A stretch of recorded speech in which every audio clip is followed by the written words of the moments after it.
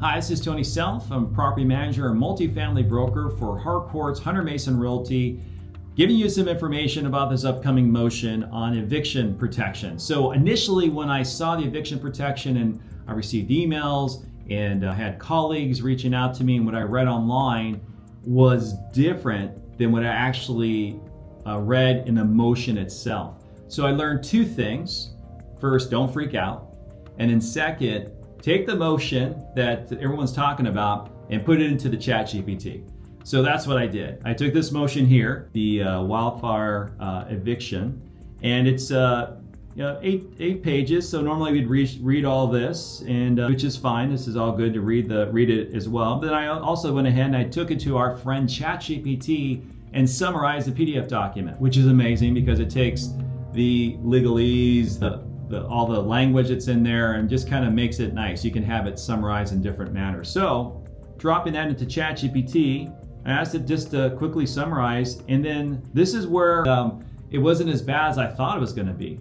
So this is the motion on wildfire eviction protection that was done on February 18th. Again, this applies to all cities in Los Angeles County. So if you're in Los Angeles County, if you don't know, it's huge. It stretches, and when they said it's going to protect everyone, I was concerned because why would they cover all the way down, like say in Long Beach or down in San Pedro, when it's up further north of Los Angeles County where everything happened. And again, it was horrible what happened, but just to have this kind of eviction protection didn't seem it made much sense. But what they did is, reading this through, there are actual requirements for tenants to get this eviction protection, which is fair. And I was blown away that actually it was pretty well thought through. I mean, first of all, initially they were going to do 1 year protection, then they dropped that to July of this year, July 31st, 2025. But in order to get this protection as a tenant, the tenant must live in Los Angeles County, obviously before January 7th, 2025, and they must earn equal or less than 150% of the area median income to claim this eviction protection from unpaid rent from February 1st to July 31st, 2026. They must prove direct financial impact, job loss, or the employer from the fires. And the tenant also must notify a landlord in writing within 7 days of missed rent and sign a form, assuming that the county is going to provide that form, that is because of these items and their eligibility.